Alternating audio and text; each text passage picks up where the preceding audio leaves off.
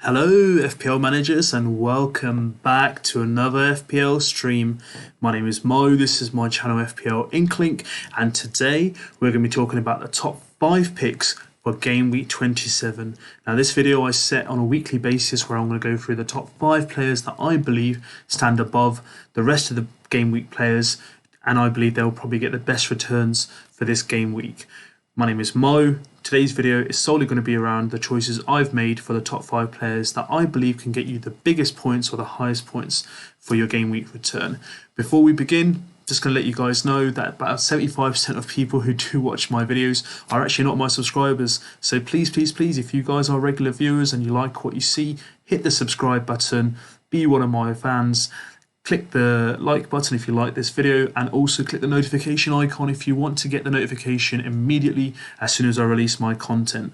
So without any further ado, I will let you guys know, you probably heard this before, if I can get 500 subscribers before the end of the season, game week 38, I will win a PS5 in a bet from one of my mates. So please subscribe to the channel.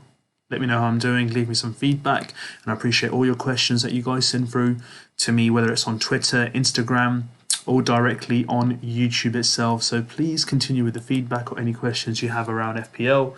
It'll be my pleasure to help you guys out and select the best players.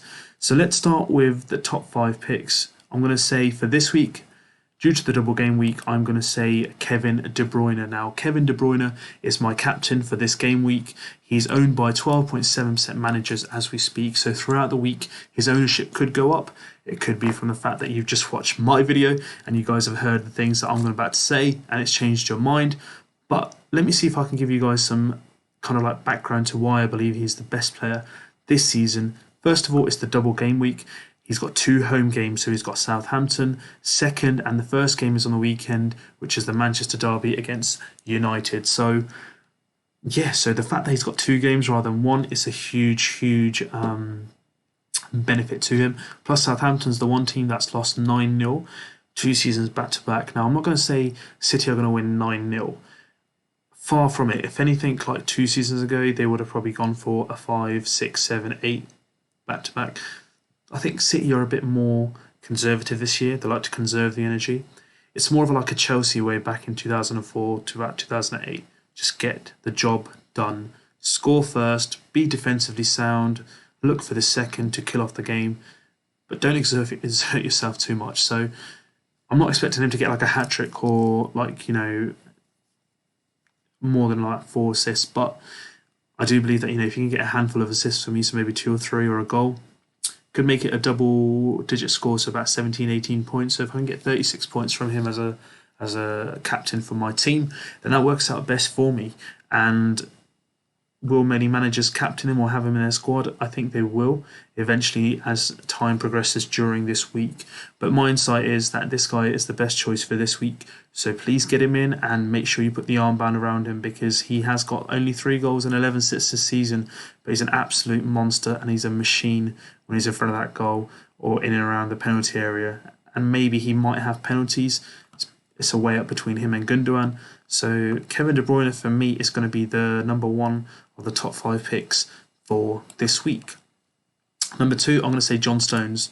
Now in my squad I've got Diaz, but John Stones this season has been an absolute revelation.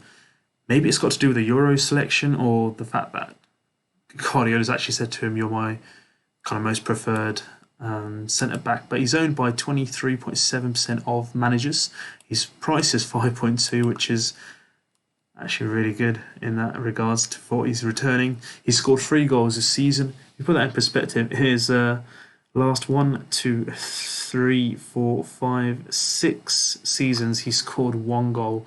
Actually, in his 8 seasons of the Premier League, he scored 1 goal, and he's got 3 this year. He's got 12 clean sheets, 107 points. He's in great form. I mean, when Diaz scored for me in the double game week, I was like, yes, I've made the right choice. But a couple of minutes later, out comes John Stone, straight in the net, and he got a double-digit game haul as well. So for me, despite not having him in my team, I do believe he's number 2 on the top picks because of the price he's coming in for 5.2. It's really a good reward for a very good player that you do add into your team, and it adds a lot of value in terms of City defensively. clean sheet wise, and you can see he's got the attacking returns. Can he get more goals this season?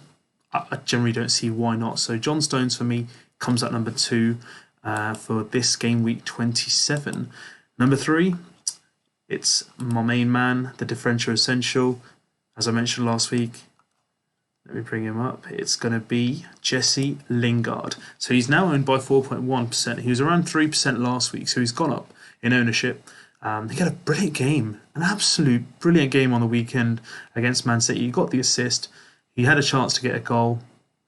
He was offside for one of the attacks that there were as well. But so far, since he's been at West Ham itself, he's got 3 goals and 2 assists, so 5 returns in 5 games. It's absolutely brilliant. He's not even played all 90 minutes for every single game, so he was subbed off against Sheffield United in the 81st minute. But he's a great asset to have.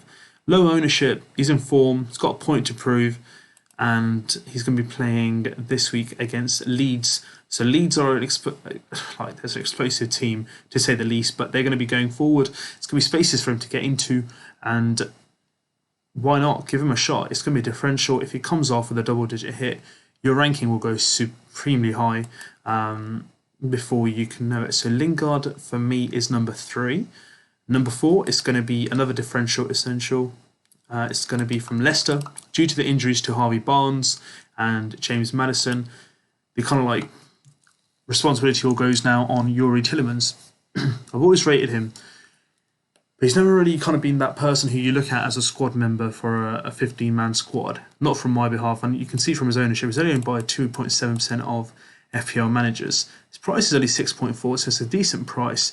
And so far this season, he's got 6 goals and 2 assists. He had a brilliant goal against Arsenal that he scored. So it'll be interesting to see how he can perform in the absence of Maddison and Barnes, because this trio plus Vardy have been the 4 kind of spearheads of the front attack for Leicester this season. So if you can see his game week fixtures, he does have Brighton on Saturday, and again, if he can turn up, and let's say Leicester turn up, because away they have one of the greatest forms after United in the league. At home they've lost 6 games this season. So if you look at those aspects of this season so far and the responsibility he'll have, for me, this is a really good choice, and due to the ownership, a really good decision to not only have him in your team, but if you want, put the armband on him. Let's just see how far he can get you and how many points he can get you for the week. And then my final and 5th pick of the week of the top 5 is going to be the main man himself, Antonio from West Ham. Michail Antonio, he's always there or thereabouts. He scored an absolute brilliant goal against Man City. He was in and around the area.